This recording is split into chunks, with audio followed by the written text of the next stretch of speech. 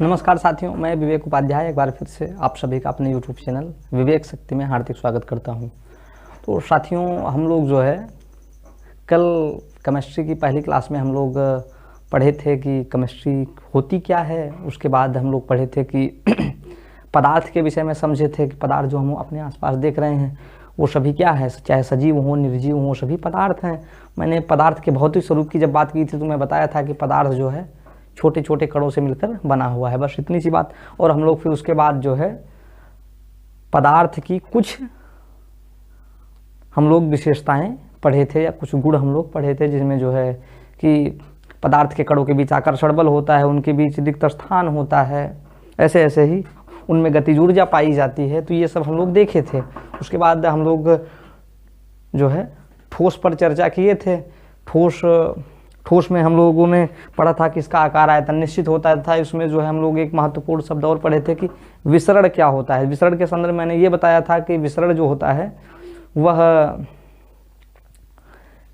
जब एक पदार्थ दूसरे पदार्थ में अंतः मिश्रित हो जाए तो वही हमारा क्या है, वही विसरण है। इसके लिए मैंने उदाहरण बताया था कि अगर आप चीनी लीजिए, चीनी को पानी में डाल दीजिए तो वो पूरी तरीके से क्या हो गया, विसरित हो गया। अगरबत्ती का उदाहरण मैंने दिया था। अगरबत्ती है, उसकी सुगंध जो है पूरे कमरे में जो है वो व्याप्त हो जाती है, उसमें विलीन हो जाती है। तो वो क्या था, वो विसरण का उदाहरण था। तो ये ध्यान देने वाली बात थी, क्योंकि एग्जाम में जो है इससे प्रश्न बन सकता है। अब हम लोग पदार्थ की अवस्थाओं में जो है द्रव की चर्चा करेंगे, यानी कि लिक्विड सॉलिड की चर्चा हो चुकी है। अब अगर हम द्रव की बात करें तो इसका जो है आकार जो है वो कैसा होगा, अनिश्चित होगा ना। आकार अनिश्चित हो गया। क्यों? क्योंकि अगर सीधा सा उदाहरण लीजिए, अगर हम लोग पानी लें, पानी को अगर लोटे में डाल देंगे तो लोटे का आकार, ग्लास में भर देंगे तो ग्लास का आकार, डिब्बे में भर देंगे तो डिब्बे का आकार। इस वजह से उसका कोई स्पष्ट आकार निर्धारित नहीं है। उसके बाद अगर आयतन की बात करें तो ऐसा थोड़ी है अगर हम लोग 1 लीटर पानी जो है दूसरे बर्तन में डाल देंगे तो वो जो है 2 लीटर हो जाएगा, ऐसा नहीं है ना। तो यानी कि आयतन जो है इसका निश्चित होता है, इसकी कोई स्पष्ट सीमा नहीं निर्धारित होती है। जब आकार ही निर्धारित नहीं तो स्पष्ट सीमा निर्धारित नहीं। उसके बाद यहाँ पर जो है जो कणों के बीच जो आकर्षण बल होगा वो कैसा होगा, कम होगा। किसकी अपेक्षा? बल कम होगा। किसकी अपेक्षा? ठोस की तुलना में। ठोस की तुलना में ना, ये हो गया। और इसमें क्या होगा, एक शब्द हम लोग और पढ़े थे, क्या उसमें संपीड्यता हम लोग पढ़े थे ना। संपीड्यता यानी कि कंप्रेशन। कंप्रेशन क्या होता है, मैंने ये बताया था कि अगर जब हम लोग जो है किसी चीज़ पर दबाव डालकर उसको सिकोड़ने का प्रयास करते हैं तो वही क्या है, कंप्रेशन है। अगर मैंने बताया था कि अगर ठोस को सिकोड़ने का प्रयास किया जाए तो वो टूट सकता है, लेकिन कंप्रेस आसानी से नहीं होगा। लेकिन द्रवों को ठोस की तुलना में ज़्यादा कंप्रेस किया जा सकता है। ठीक, ये हो गया। अब हम लोग इसके संदर्भ में ये बात कर लेते हैं कि द्रव में जो है, अच्छा यहाँ पे और एक बात जान लीजिए कि द्रव में क्या होता है। द्रव में बहाव होता है ना। इसके अगर कणों में आकर्षण बल थोड़ा सा कम है ठोस की तुलना में, तो इसके कण जो है क्या होंगे, ज़्यादा स्वतंत्र होंगे ना। अब देखिए, अगर हम विसरण की बात करें तो ठोस में विसरण थोड़ा मुश्किल था ना, लेकिन यहाँ पर जो है द्रव में जो है, द्रव में ठोस का भी विसरण हो सकता है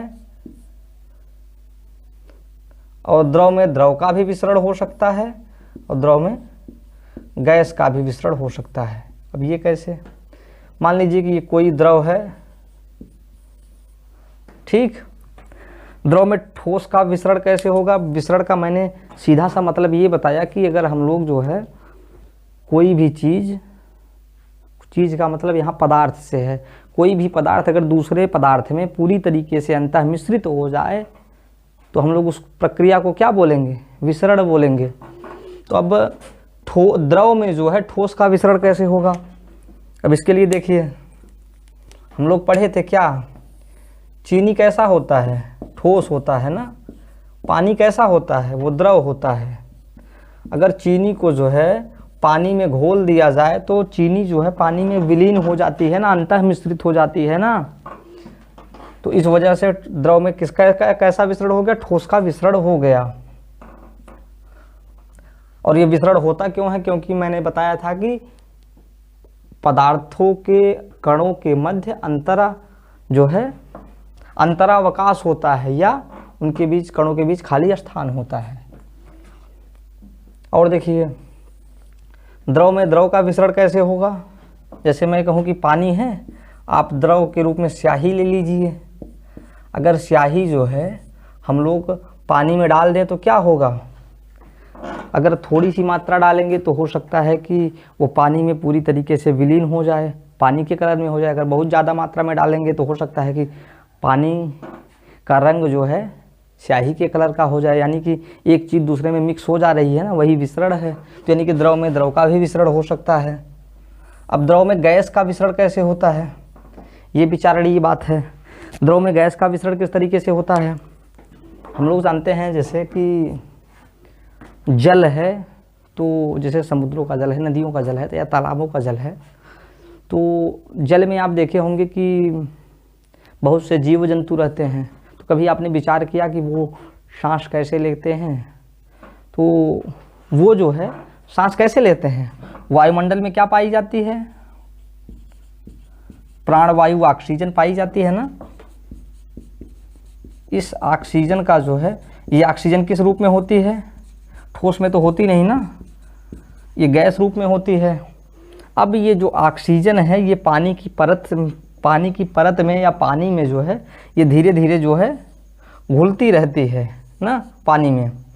तो यानी कि यहाँ पे क्या हो रहा है, यानी वायुमंडल से जो ऑक्सीजन है वो जो है धीरे धीरे पानी में घुलती रहती है, जिससे जो है क्या होता है कि जो जीव जंतु पानी के अंदर रह रहे हैं वो जो है ऑक्सीजन की आपूर्ति अपनी कर पाते हैं तथा वो अपना जीवन निर्वाह कर पाते हैं। तो हम लोग यहाँ पर पढ़े कि विसरण जो है वो द्रव में जो है ठोस का भी हो सकता है, द्रव का भी हो सकता है, गैस का भी हो सकता है। ठीक, जो द्रव में इसके बाद और है, मैं इसको मिटा रहा हूँ।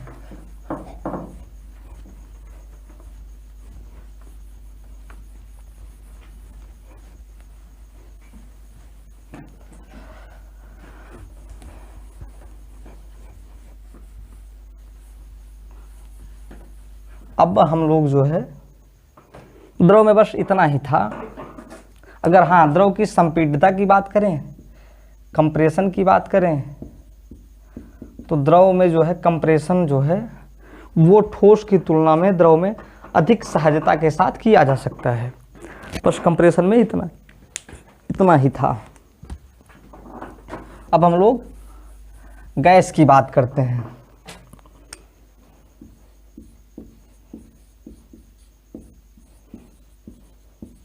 अगर गैस की बात करें तो इसका आकार और आयतन क्या होता है?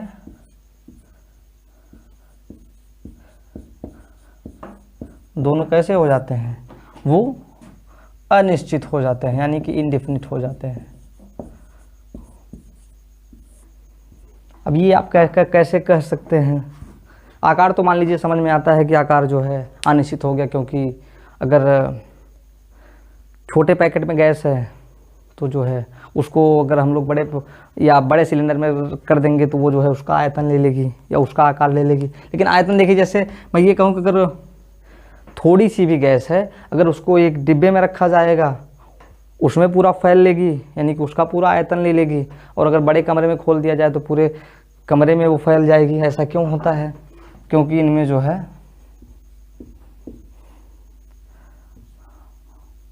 अंतर आणविक अवकाश बोलते हैं शुद्ध विज्ञान की भाषा में। अंतर आणविक अवकाश, या जिसको हम लोग बोलते हैं कणों के बीच खाली स्थान। यहाँ पे गैस में जो है कणों के बीच जो खाली स्थान होता है वो अत्यधिक होता है। खाली स्थान अत्यधिक होता है। इस वजह से जो है इनके कण जो हैं ये दूर दूर होते हैं। जब दूर दूर कण हो गए तो इनमें जो है कणों के बीच जो है जो आकर्षण बल है वो कैसा होगा, कणों के बीच आकर्षण बल जो है वो कम होगा कि ज़्यादा होगा, आकर्षण बल कम नहीं बहुत कम हो जाता है। ठीक, तो ये है। और अगर हम इसके संपीड्यता की बात करें तो गैस को जो है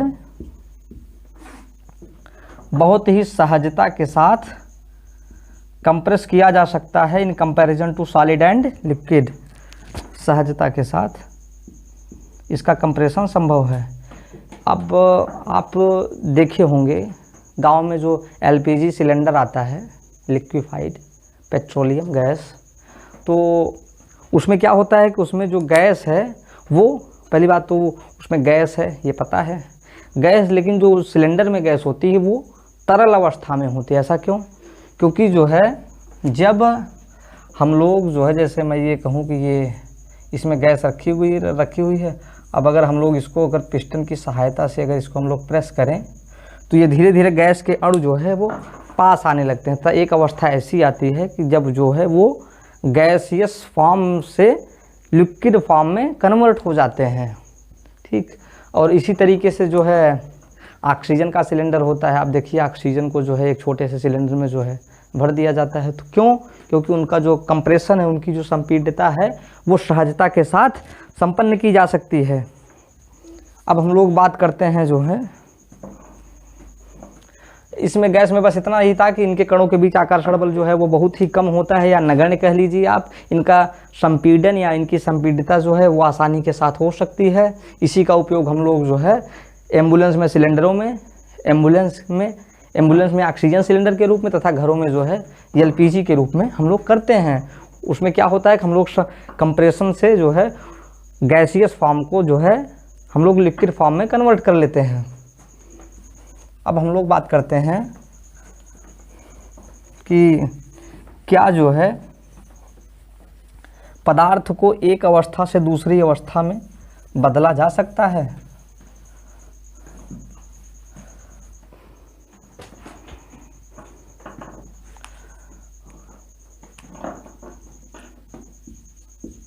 पदार्थ को एक अवस्था से दूसरी अवस्था में बदला जा सकता है। एक अवस्था से दूसरी अवस्था में बदला जा सकता है। तो इसका जवाब क्या है?